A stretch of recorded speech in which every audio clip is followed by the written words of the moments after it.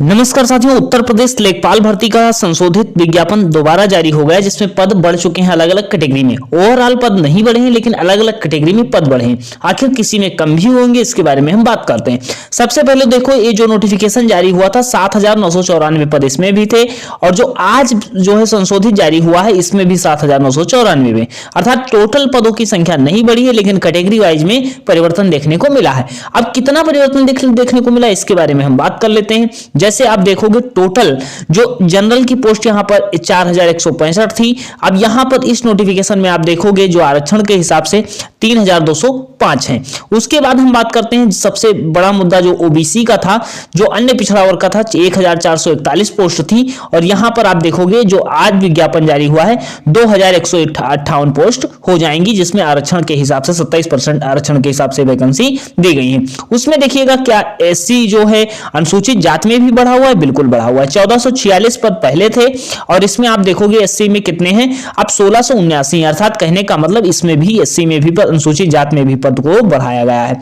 उसके बाद आप देखिएगा जो एसटी में देखेंगे 150 पद हुआ करते थे, अब कितने बढ़ गए हैं, 10 पद बढ़े हैं। इसमें कितने पद हैं, मतलब सारी कैटेगरी में पद बढ़े हैं, मतलब आरक्षण के हिसाब से इसमें ध्यान रखा गया कि कोई गलती ना हो। अब इसके बाद आप देखोगे जो ईडब्ल्यूएस की वैकेंसी पूरी थी 792 ही थी, और जो कि 792, तो ओवरऑल कहने का मतलब ओबीसी में और एससी में, एसटी में, इन सब में पद बढ़े हुए हैं। बाकी जनरल में पद उस हिसाब से कम हुए हैं पहले की अपेक्षा, क्योंकि वैकेंसी 7,994 ही वैकेंसी ओवरऑल नहीं बढ़ी है।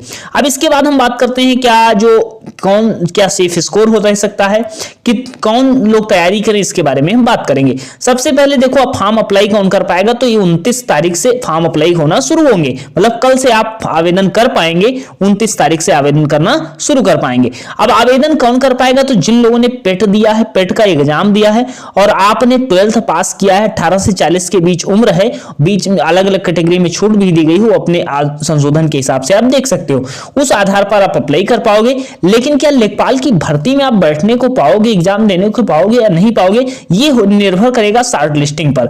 अब इस शॉर्ट लिस्टिंग कब होगी, तो शॉर्ट लिस्टिंग आयोग की तरफ से की जाती है।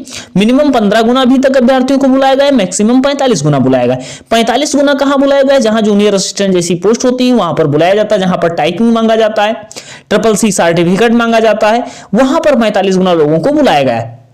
तो क्या लेखपाल में कितना बुलाया जा सकता है, तो पहले के अनुमान की अगर बात करते हैं 28 से 30 गुना अभ्यर्थियों को बुलाया गया था, तो लगभग 30 गुना अभ्यर्थी इसमें भी बुलाए जाएंगे, एक अनुमान है।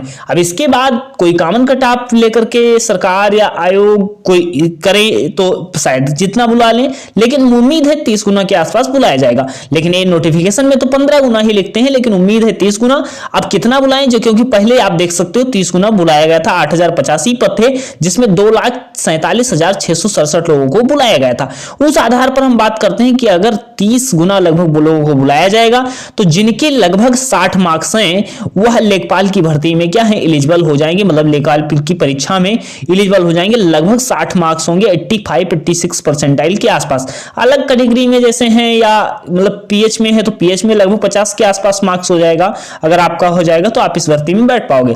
बाकी जनरल, ओबीसी और एससी में लगभग ज्यादा इफेक्ट नहीं रहता है। जो पेट की कटाप आती है, फाइनल आप कोई भी कटाप देख लीजिएगा, जो पेट की कटाप आती है आप देख लो, इसमें भी आप देख सकते हो कि जनरल की, ओबीसी की और ईडब्ल्यूएस की कटाप आई थी, सेम टू सेम आई थी। और उसमें क्या था, एससी में केवल देखो 1 मार्क्स का कम कर दिया गया था, एसटी में क्या है ये मतलब 44 मार्क्स चली गई थी। तो कहने का मतलब है एससी में 1-2 मार्क्स का अंतर देखने को मिल सकता है। जैसे जनरल ओबीसी की 60-61 पॉइंट कुछ रही अगर, तो यहां पर आपको मतलब 59 देखने को मिल सकती है एससी की, और एसटी की मतलब 55-50 के आसपास देखने को मिल सकती है।